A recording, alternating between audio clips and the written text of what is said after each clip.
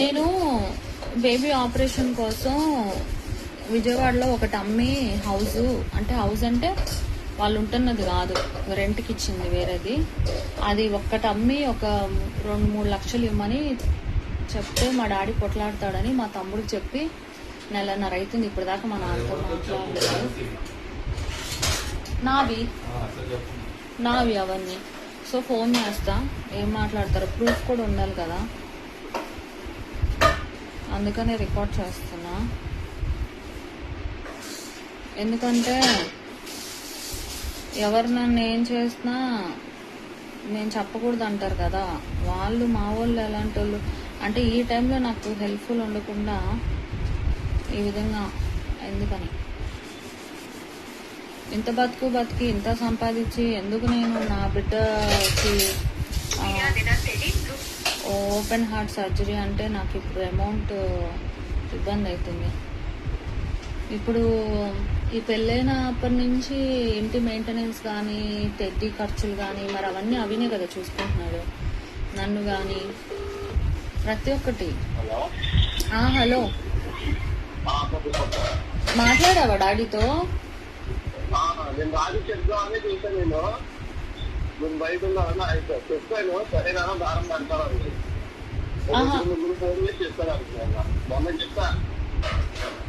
మొన్న రోజు మమ్మీ నాతో వీడియో కాల్ మాట్లాడుతుంటే నువ్వు రూమ్ లో కూర్చుని అన్నం తింటున్నావు కదా, మా రూమ్ లో కూర్చుని.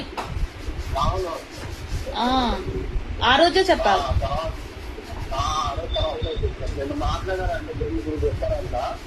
ఏమ్మా అర్థం కావట్లా నీ మాట.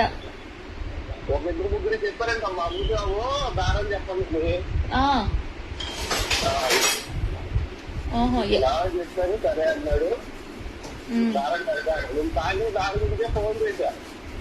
నేను అదే అనుకున్నాను. అంటే మామూలుగా చేస్తావులే, అయితే ఇంకా బయట తిరుగుతున్నాను నేను కొద్దిగా. నాకు ఆ పాపకి పాలు ఇవ్వడానికి నైటీస్ కావాలని దొరకట్లేదు నాకు. తిరిగి తిరిగి తిరిగి తిరిగి ఇంకా అందుకే తిరుగుతున్నా. ఇంకా అట్లా పాప పుట్టాక పాలు ఇవ్వడానికి నైటీస్ కావాలి, ఫీడింగ్ నైటీస్ అని ఉంటాయి, అవి దొరకట్లేదు నాకు. వాటి కోసం నేను తిరుగుతూ ఉన్నా. ఎందుకంటే టెడ్డీ అప్పుడు కూడా నాకు తెలియదు ఇట్లా ఫీడింగ్ సపరేట్ బట్టలు ఉంటాయని తెలియక ఎక్కడికైనా బయటకు వెళ్తే ఆ పిల్ల ఏడవడం, నేను పాలు ఇవ్వలేకపోవడం, ఇట్లా చాలా ఇబ్బందులు పడ్డా. వాటి కోసం గత 1-2 నెలలు బట్టి తిరుగుతూనే ఉన్నాయి. ఎండెనక వాడెనక నాకు దొరకట్లేదు, నా సైజ్ దొరకట్లేవు. అయితే మాట్లాడావు, చెప్తే డాడీ సరే అని 2-3కి చెప్పి పెట్టాడు. ఓకే ఓకే, ఏమన్నారు?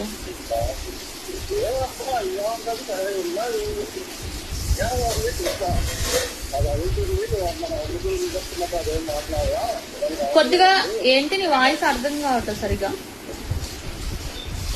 అది అడుగుతా.